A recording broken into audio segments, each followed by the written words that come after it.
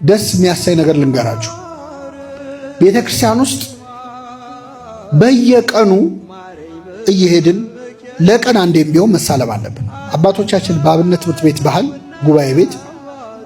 ጉባኤ እንኳን ባይኖር ወንበር ባይኖር ትምህርት ባይኖር ተማሪዎች ሄደው ትምህርቱ የሚሰጥበት ቦታ ላይ ሰላም ለኪ ብለው አቡነ ዘበሰማያት አድርሰው እንዲሄዱ ስርዓተ ቤተክርስቲያን ያዛል።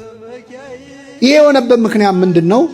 መንፈስ ቅዱስ ላመኑና ለተጠመቁ ክርስቲያኖች በየ40 ቀኑ ጸጋ ይጨምራል። መቼ አይታወቅም። እየሰማችሁ እኔ እውነት ነው የምነግራችሁ። አብረን አድገን የሆነ ጊዜ ድምፅ የሌለው ድምፅ ኖሮት አይቻልም።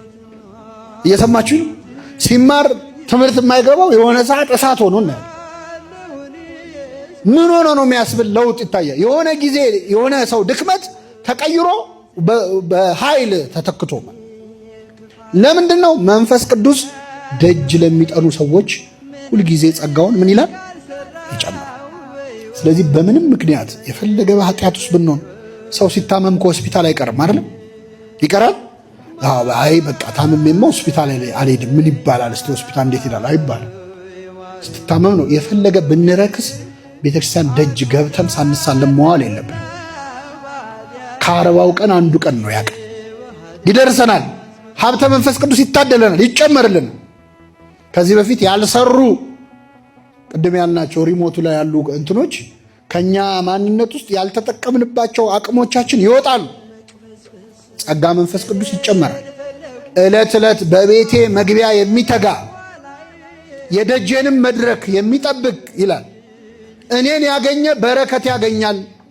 ይሄ መጽሐፈ ምሳሌ ላይ ራሱ እግዚአብሔር ቃል የገባው ነው። ዕለት ዕለት በቤቴ መግቢያ የሚተጋ በእግዚአብሔር ቤት መምጣት ብቻ ራሱ የሚያስጨምረው ጸጋ አለ፣ የሚያስጨምረው ዋጋ አለ።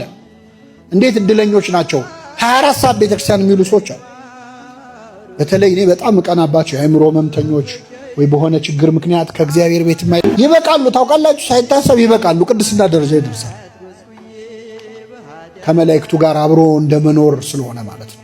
ለዚህ ነው ነቢየ እግዚአብሔር ዳዊት አቤቱ በቤትህ የሚኖሩ የተመሰገኑ ናቸው። እግዚአብሔር ቤት መኖር መቆየት ራሱ የራሱ ጸጋ የራሱ ዋጋ ስላለው ማለት ነው። ስለዚህ ይህንን ጾም በህይወታችን በቤተክርስቲያን ባለን አገልግሎት እግዚአብሔር በሰጠን ጸጋ የምንጠቀምበት እንዲሆን፣ በግል ህይወታችን ደግሞ ድክመቶቻችንንም ጥንካሬዎቻችንንም እናውቃቸዋለን። እስካሁን የህይወቱን ዓላማ ያለየ አቅጣጫውን ያለየ ሰው ይኖራል። እኛ ማለት ምንድነው እግዚአብሔር በእኔ የሚሰራው የኔ ጸጋ ምንድነው? ከሰው ጋር ያወዳደርክም መሰቃየት የለብም። እነገሌ እንዲሆኑ እኔ በቃ ከንቶኝ ቀረው ማለት የለብም። ለነሱ የተሰጠው ላንተ አልተሰጠም፣ ላንተ የተሰጠውም ለነሱ አልተሰጣቸው። አንተን መሆን አይችሉም እነሱ፣ አንተ እነሱ መሆን አትችልም ብቻ አይደለም። ማንም ሰው አንተን ሊመስል የሚችል ሰው የለም። እግዚአብሔር የሰራው አንተን ብቻ ነው። ያንተን አይነት የማይደገምነን እያንዳንዳችን ለእግዚአብሔር